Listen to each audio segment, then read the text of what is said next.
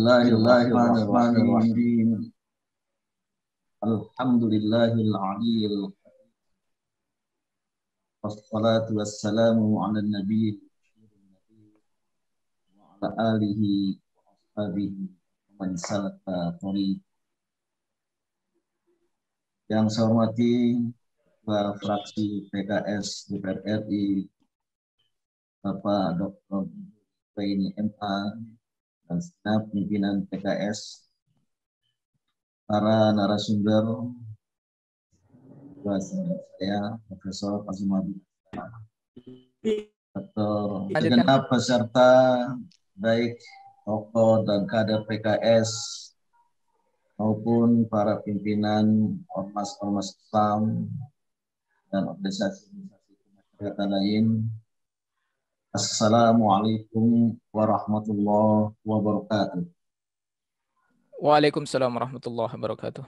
Saya memohon maaf sedang berada di pesantren yang saya di Pulau Sumbawa, pesantren modern internasional di Malela. Hanya jelang waktu asar sehingga ada suara membaca Al-Quran di masjid. Mudah-mudahan tidak mengganggu, kita jadikan sajalah sebagai background. Terlebih dahulu saya mengucapkan terima kasih dan memberi apresiasi kepada fraksi PKS yang mengadakan acara yang sangat penting, Mimbar Demokrasi. Kali ini diangkat tema moderasi Islam dan kebangsaan Indonesia. Kenapa saya katakan penting? Karena kita saksikan ada fakta distorsi terutama penggunaan istilah moderasi dan kemudian kebalikannya seperti intoleransi, radikalitas, dan ekstremitas telah dijadikan sebagai alat pemukul, striking force, muscling power oleh rejim yang berkuasa di Republik ini untuk memukul, kalau tidak mendiskreditkan lawan-lawan politik. Dalam satu pendekatan zero-sum games politik yang tampil di pucuk kekuasaan sering dan cenderung mengenyahkan lawan-lawan politik, terutama yang dianggapnya sebagai kekuatan oposisi yang kritis, yang sesungguhnya ingin melakukan perbaikan dalam kehidupan kebangsaan. Maka oleh karena itu, percakapan seperti ini tentang moderasi Islam dalam kaitan dengan kebangsaan mutlak perlu, terutama untuk menjernihkan dan sekaligus mencerahkan pihak-pihak yang perlu dicerahkan. Karena kalau tidak, selain merupakan bentuk ketakadilan, tapi at the end, pada ujungnya akan membawa kerusakan dalam kehidupan bersama. Tidak mustahil akan menciptakan national disequilibrium, ketakseimbangan nasional, akibat ketakadilan baik politik, ekonomi, juga budaya.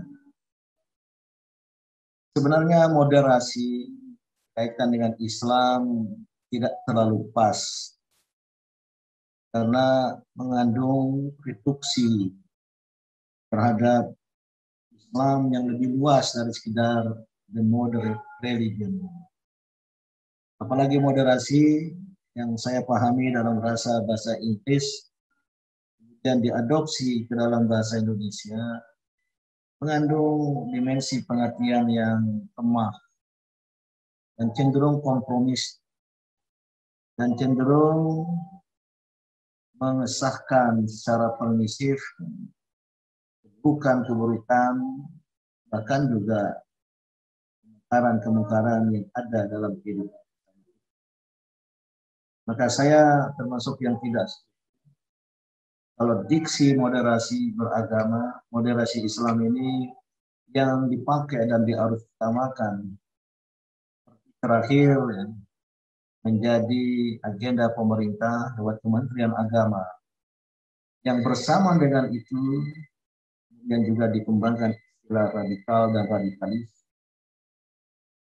bahkan bentuk Satgas Anti Radikalis dan SKB.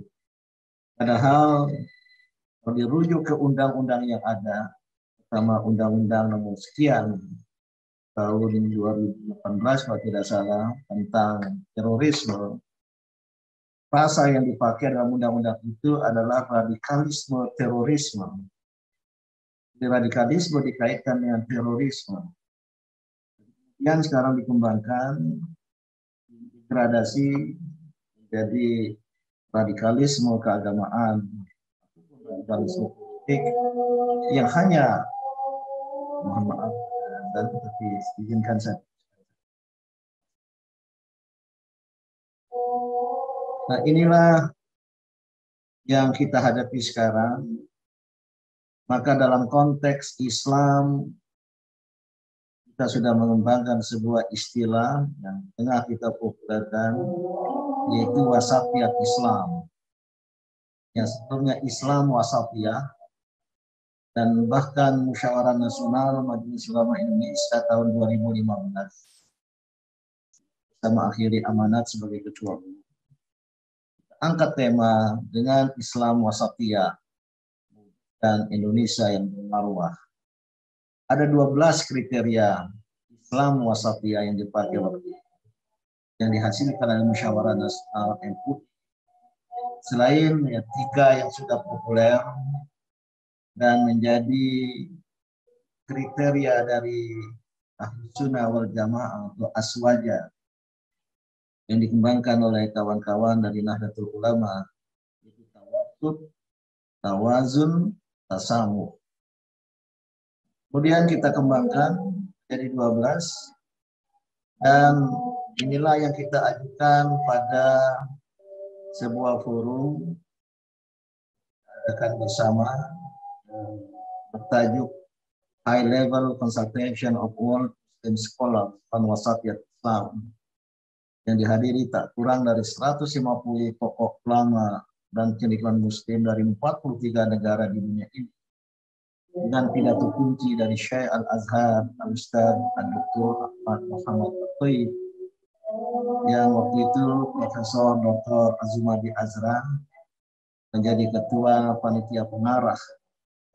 Secara serius berhari-hari, berbulan-bulan menyiapkan proposal Indonesia, semacam positioning paper dari Indonesia tentang wasatiyat Islam dan dikaitkan dengan solusi terhadap peradaban dunia.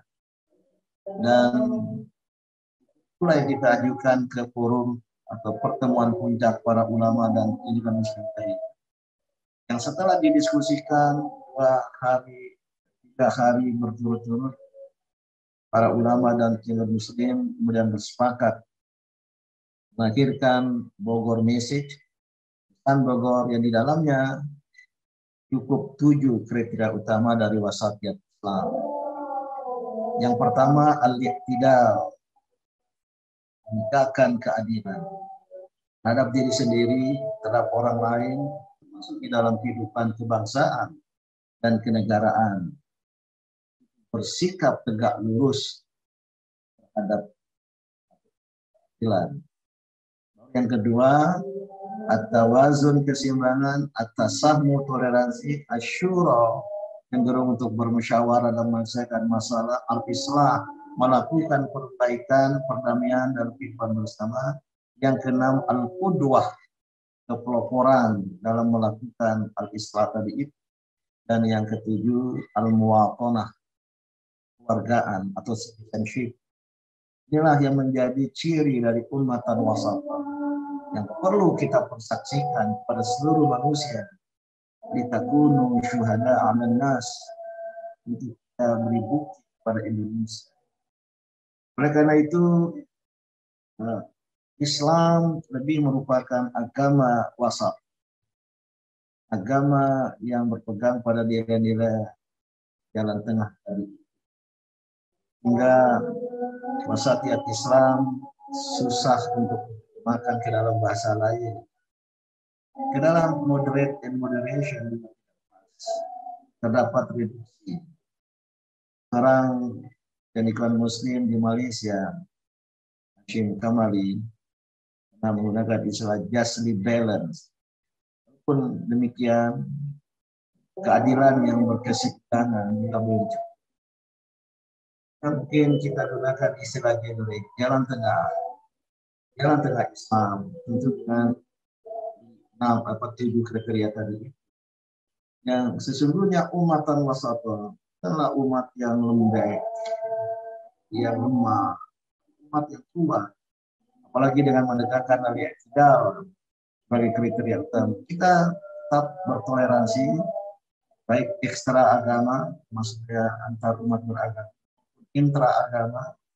Kita cenderung bermusyawarah, kita melakukan perbaikan dalam kehidupan bersama ini, dan juga kemudian al-muwatonah, kewargaan, yaitu kita menerima negara bangsa di mana kita berada dan apalagi kita dan bertanggung jawab untuk misinya.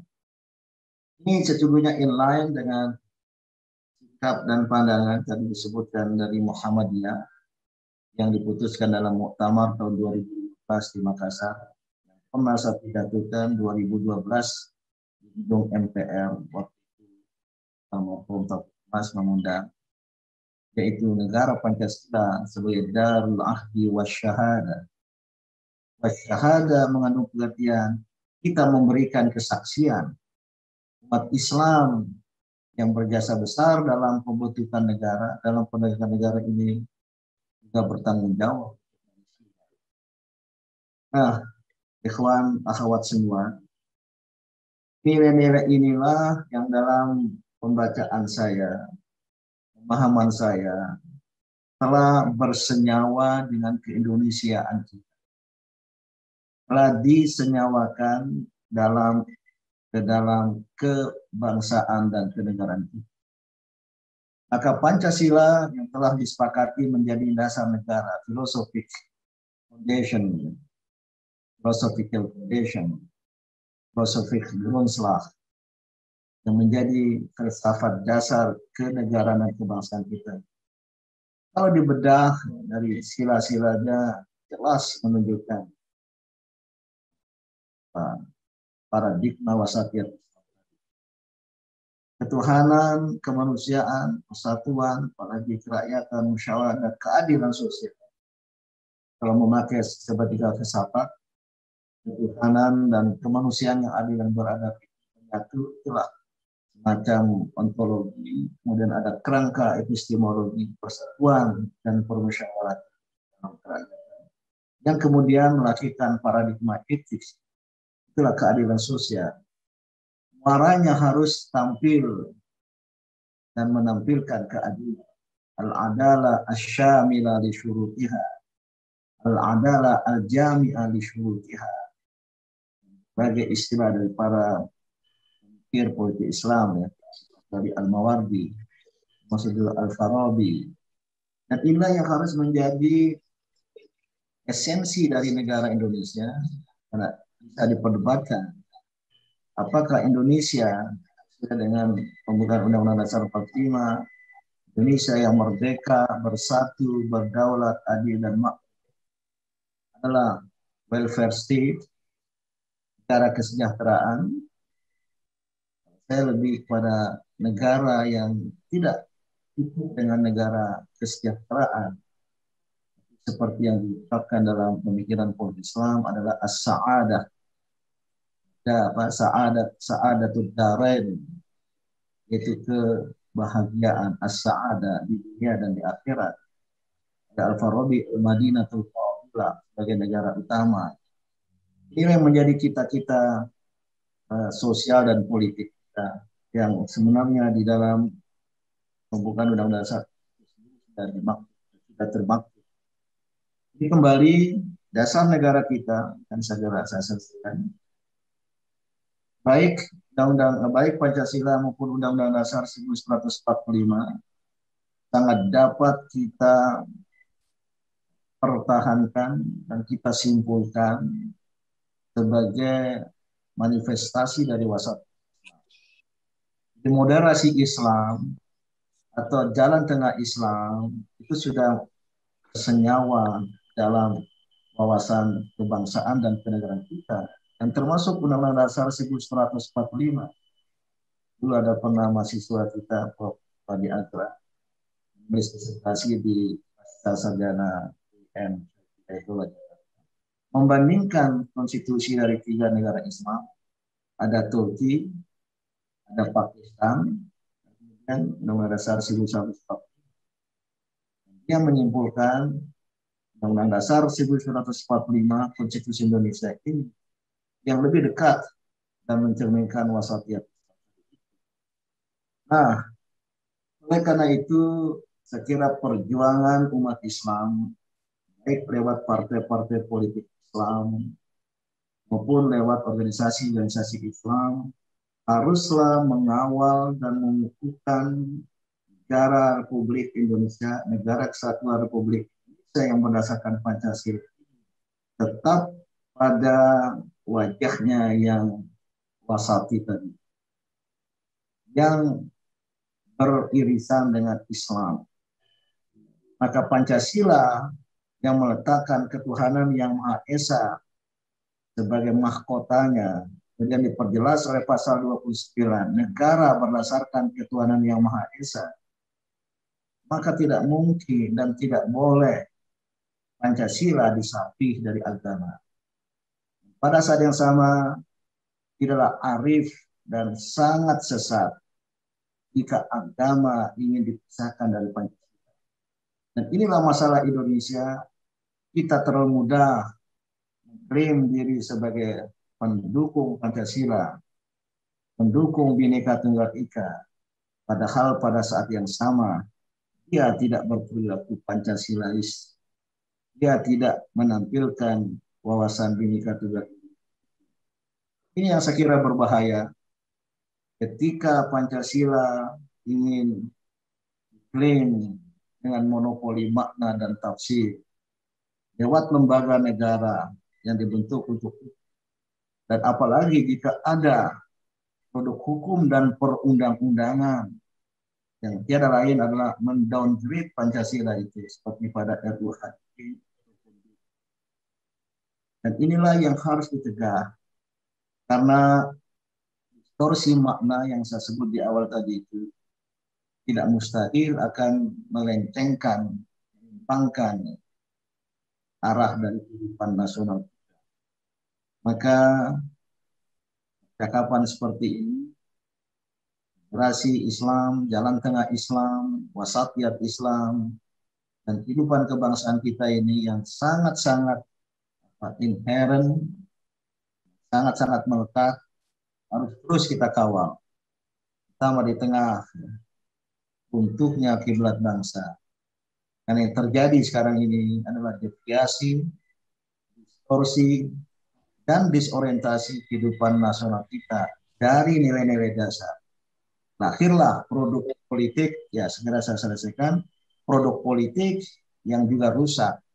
Dan semakin rusak jika kepemimpinan yang ada itu bukan kepemimpinan hikmah, rakyatan yang dipimpin oleh hikmah, kepemimpinan yang berada di atas dan untuk semua golongan, dan akan menjadi rusak jika kepemimpinan itu menampilkan arogansi kekuasaan. Inilah yang menjadi constitutional dictatorship, diktatoran konstitusional yang jauh dari pesan Pancasila itu sendiri. Assalamualaikum warahmatullahi wabarakatuh.